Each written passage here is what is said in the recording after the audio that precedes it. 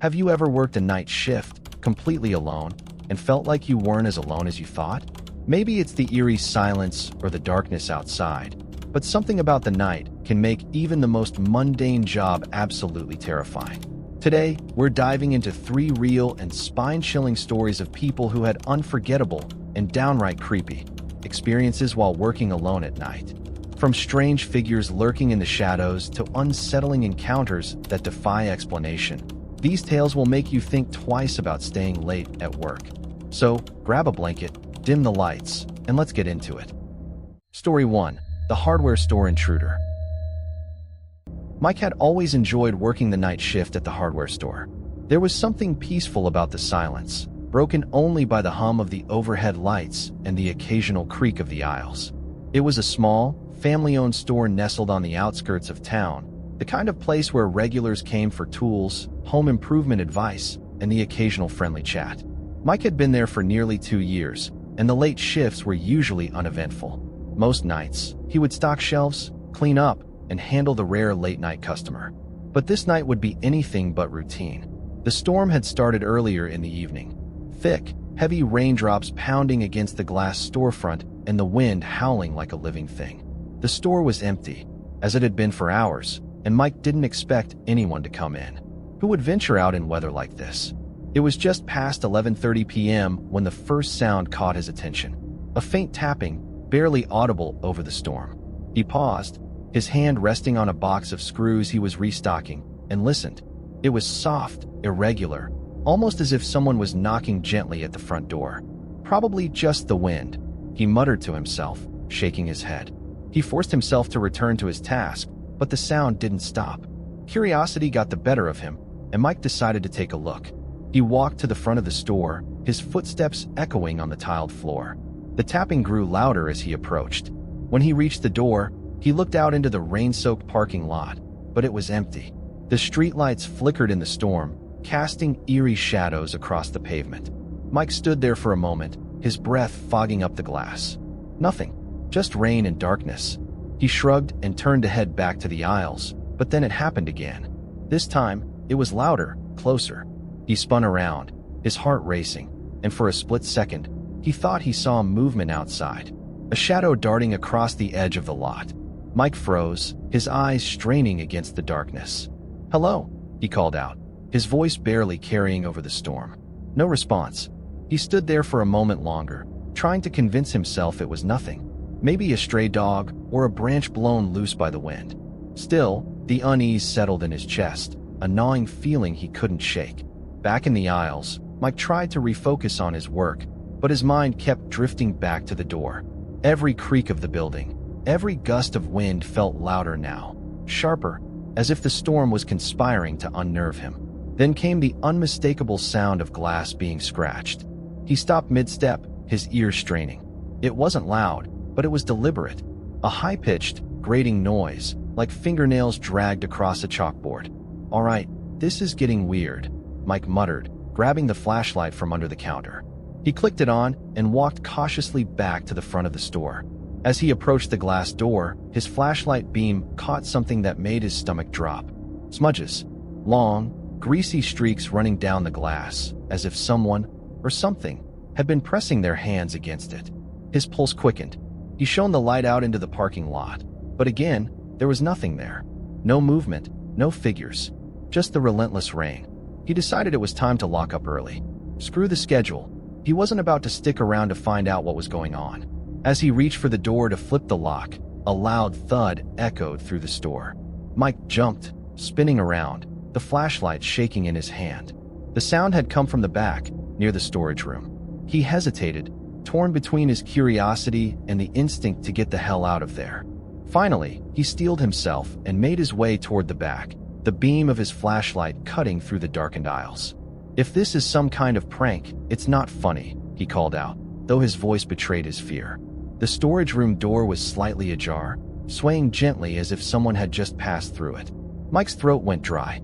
He pushed the door open with trembling fingers, the flashlight illuminating rows of shelves stacked with inventory. "Hello," he said again, his voice barely a whisper. The room was silent except for the faint hum of the refrigeration unit. He stepped inside, his sneakers squeaking on the polished floor. There was nothing unusual, at least not at first glance. But then, as he turned toward the corner of the room, his flashlight caught something that made his blood run cold. A footprint. A wet, muddy footprint, right in the center of the floor. Mike backed away slowly, his heart pounding in his ears. The footprint was too large to be his own, and he hadn't tracked in any mud when he arrived earlier. Someone else was here. Before he could react, the sound of shattering glass exploded from the front of the store. Mike's adrenaline surged as he bolted out of the storage room. The front door was completely shattered, shards of glass glittering on the floor like jagged diamonds. In the center of the doorway stood a figure. The flashlight beam caught it only briefly, a tall, shadowy silhouette with features obscured by the storm. But what struck Mike most was the way it moved. It wasn't hurried or panicked. It stepped into the store with a slow, deliberate motion, as if it had all the time in the world. Mike didn't wait to see what would happen next. He ran.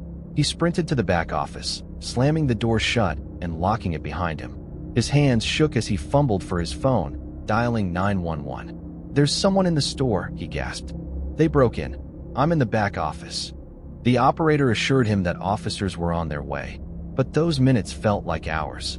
From inside the office, Mike could hear the sound of footsteps crunching on broken glass, followed by the scrape of something heavy being dragged across the floor. Then, silence. Mike held his breath, his eyes locked on the doorknob, half expecting it to turn. But the intruder never tried to open it. Instead, he heard the faint sound of something metallic jingling, keys, chains, and then the front door chime as it swung open. When the police finally arrived, they found the store empty. No sign of the intruder, no stolen merchandise. The only evidence of the break-in was the shattered glass door and the muddy footprint in the storage room. Mike gave his statement, but there were no leads, no suspects. The officers reassured him that they'd patrol the area more frequently, but the experience left him shaken. He never worked a night shift again. To this day, Mike doesn't know who, or what, was in the store that night.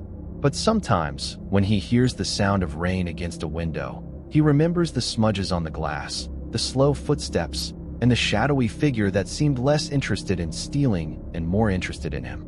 And he wonders if, someday, it will come back. Story 2. The Bus Driver's Nightmare. John had retired from driving school buses after nearly 25 years on the job. The early mornings, the endless chatter of kids, and the strict schedules had worn him down over time. Retirement had been sweet, for a while, but soon enough, the boredom set in, and John realized he needed something to keep himself occupied. That's how he ended up driving night shifts for the city bus service. It wasn't glamorous, but the pay was decent, and he enjoyed the solitude. Most of his routes were quiet, with only a handful of passengers.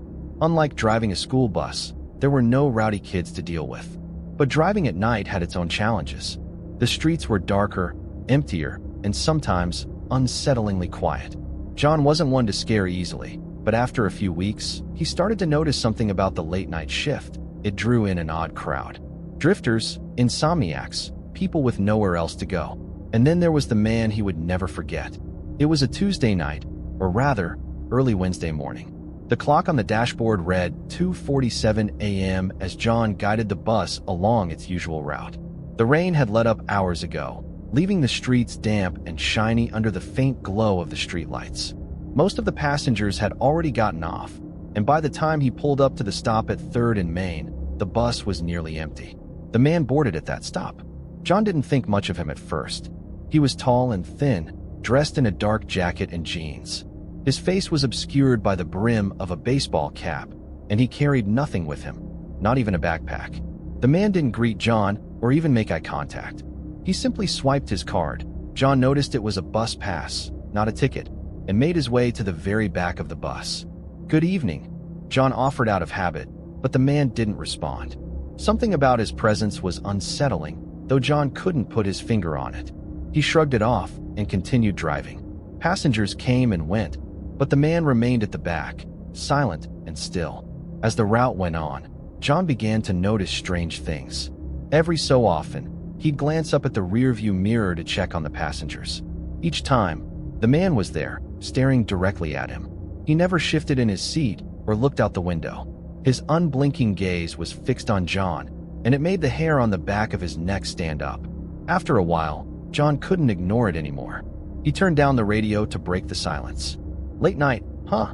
he said, trying to sound casual. No response. John tried again. "Where you headed tonight?" The man didn't even blink. He just kept staring. By now, John's unease had turned into a low, simmering fear. He had driven night routes for weeks and encountered plenty of odd passengers, but this was different.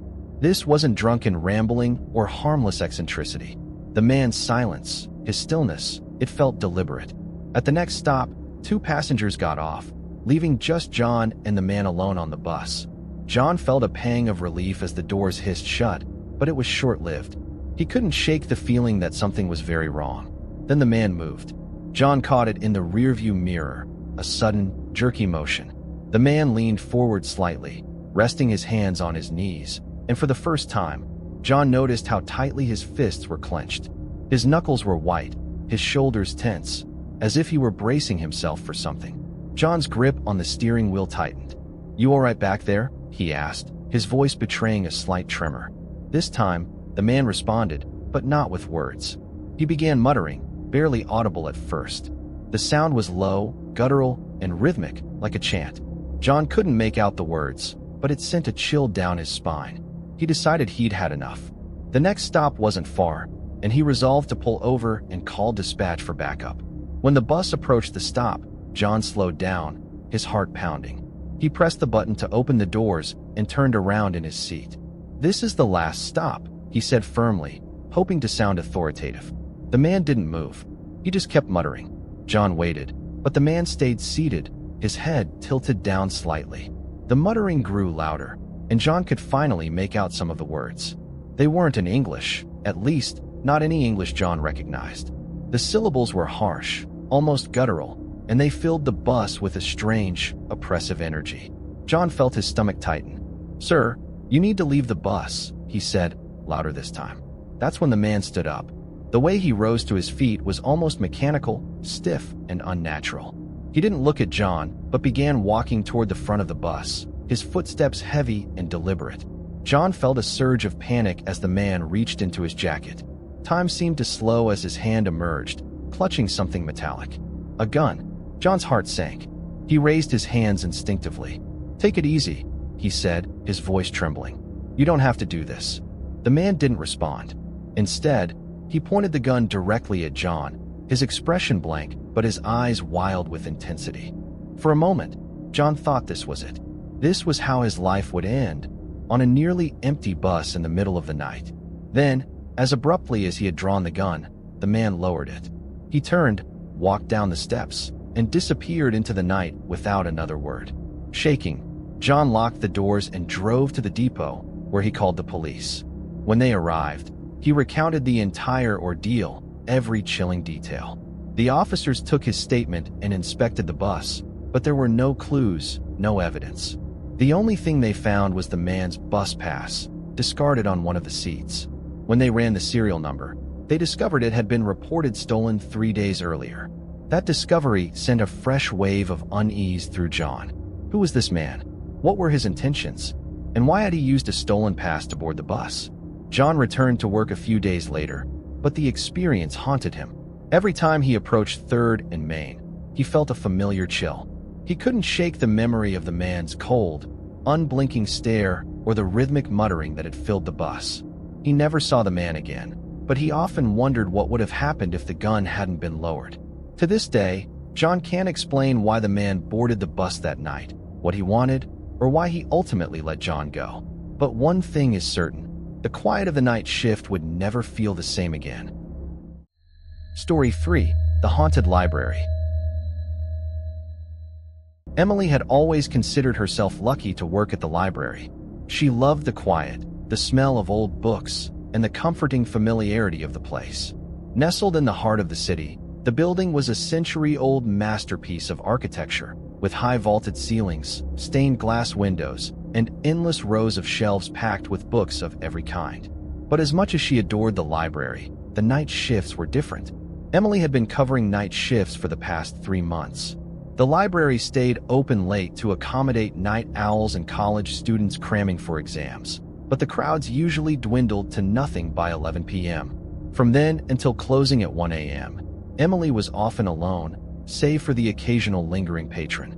The silence, which she normally cherished, felt oppressive at night. The dimly lit corridors stretched into shadowy voids, and every creak of the old building seemed amplified. Still, Emily assured herself that there was nothing to fear. It was just an old building, empty and harmless. At least, that's what she told herself. It was a Friday night, and the library was unusually quiet. By midnight, Emily had finished shelving books and tidying up the reading areas. She checked the main floor, empty. The second floor, empty. Even the study rooms, which students often used as hideouts to avoid closing time, were unoccupied. Satisfied, she returned to the main desk, put on her headphones, and started working on a crossword puzzle. The soft hum of the building's heating system was her only companion. About 15 minutes later, Emily felt it, a prickle at the back of her neck. The distinct sensation that she was being watched. She took off her headphones and glanced around, but the library was silent. Empty. She shook her head, laughing at herself. "Get it together, Emily," she muttered. "It's just your imagination." The first noise came shortly after.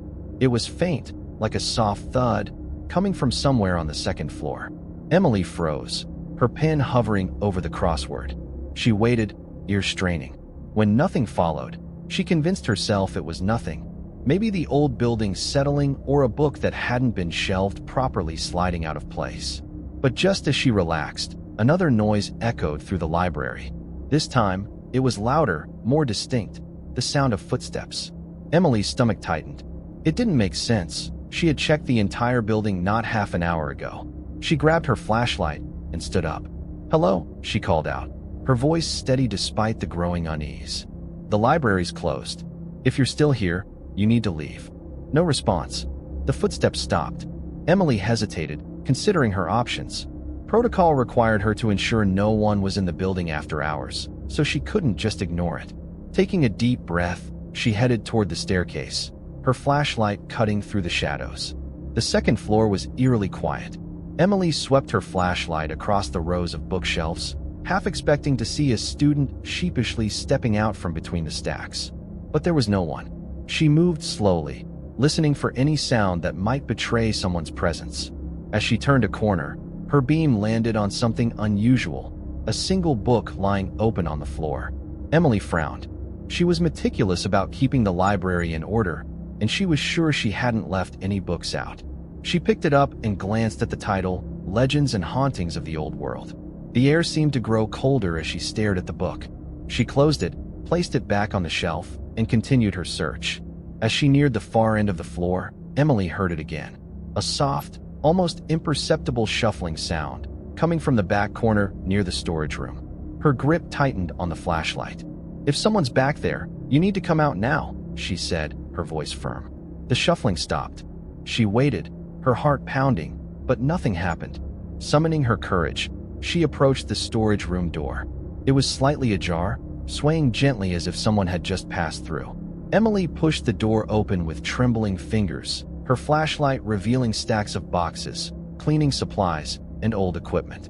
The room smelled faintly of dust and mildew. And then she saw it. A shadow. It was quick, so quick she almost doubted she'd seen it. But there, in the corner of the room, something had moved. A figure, crouched low, disappearing behind a stack of boxes. Emily's breath caught in her throat. She backed away slowly, her flashlight trembling in her hand. Her instincts screamed at her to run, but she forced herself to remain calm. "I'm calling the police," she said, loud enough for whoever, or whatever, was in the room to hear. "If you don't come out, they'll find you." The shadow didn't move. Emily turned and walked briskly back to the main desk. Once there, she locked the front doors and called 911.